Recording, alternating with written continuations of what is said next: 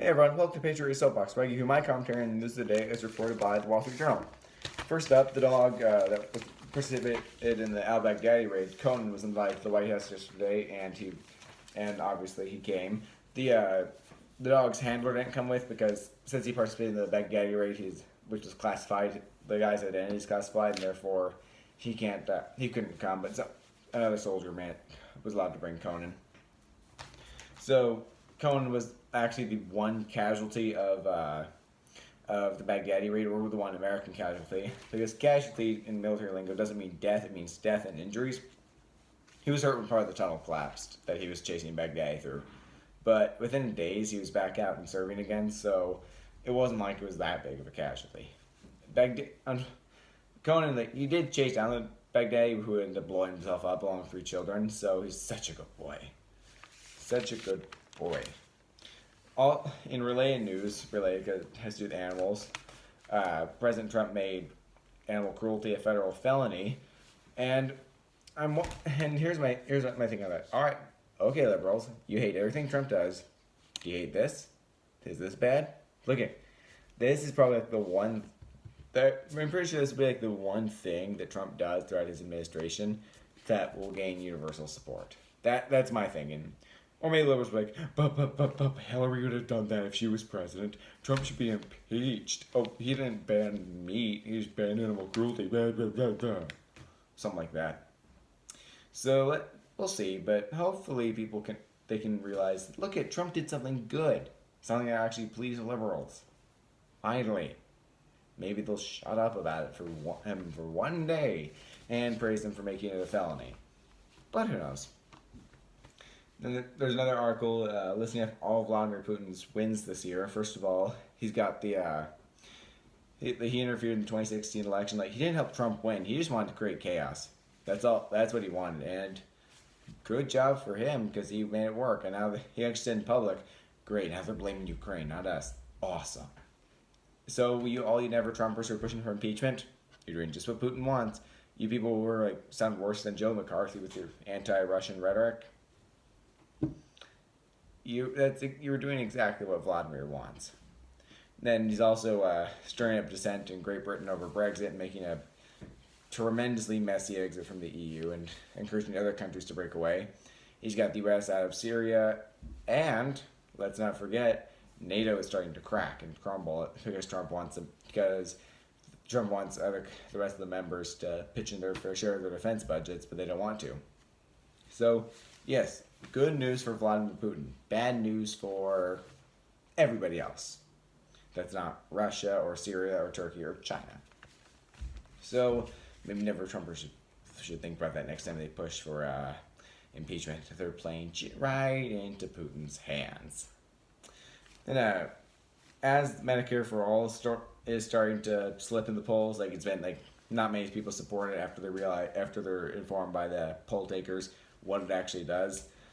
The new attacks are shifting. People are done attacking Medicare for All because everyone knows it's garbage. Now they're attacking the public option idea.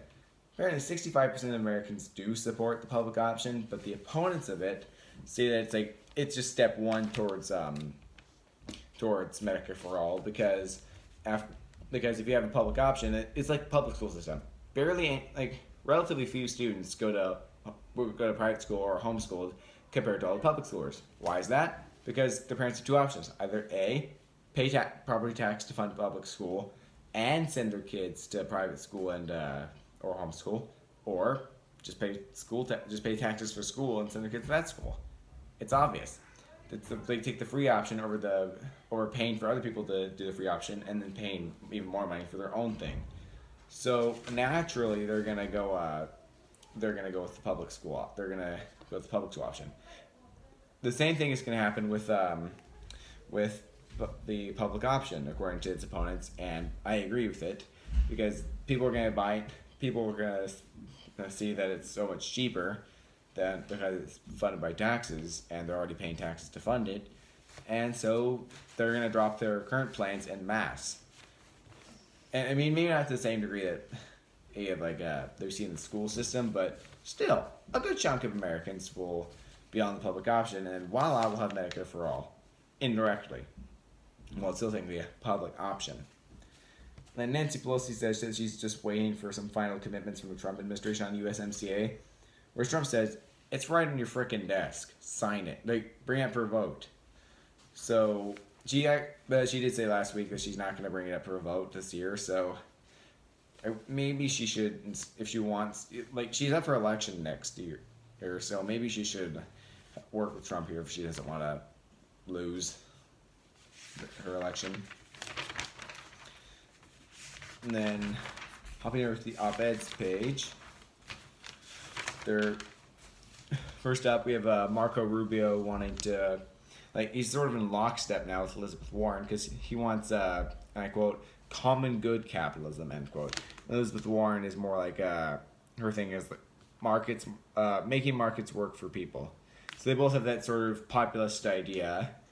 And, yeah, that's my already thinking that Rubio's a total rhino. That, in fact, he said, if Trump wins, the stock market's going to crash. And the stock market soared immediately after Trump won, so he's wrong.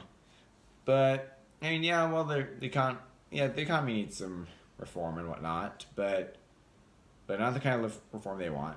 That they want. First of all, they essentially bash their opponents as sort of like as heartless libertarians who don't have a soul, don't care about anyone, laissez-faire fundamentalists, those kinds of people. But they're not. I'm not. I mean, I'm a libertarian, but I'm not soulless. It's not that I don't care. It's not that I don't care about people. It's that I don't think the government should meddle with the economy. It just doesn't work at all. Like, never. The New Deal actually made the Depression worse. It should have ended in 1936. It really ended in 1941 when wartime production kicked in.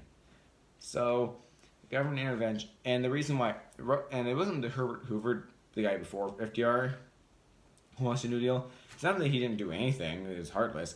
It's they did too much and made it worse. Look it up. He actually just made the Depression worse by doing stuff instead of not doing anything. So, Rubio says that he and Warren are both senators. Rubio's just a Republican. She's a Democrat. This says, and I quote, that Rubio posits that shareholder capitalism needs overhauling because it no longer provides Americans with the dignity that comes from the hard work, ownership, and raising a family, end quote. So the solution is where politicians are a little more involved in the whole decision over who gets what, when, and how. Which is exactly what Elizabeth Warren is saying she'll do. She wants to make shareholder capitalism to stakeholder capitalism. And those who want to know what a stakeholder is, it's literally everybody who's not a shareholder. Really. Customers, suppliers, employees, the community, society, and like taxpayers, the government, everybody. And so it's the they said that people will lament about materialism and capitalism, but you think it'd be materialist of them to say, we'll just fix all society's problems through regulation and the tax code.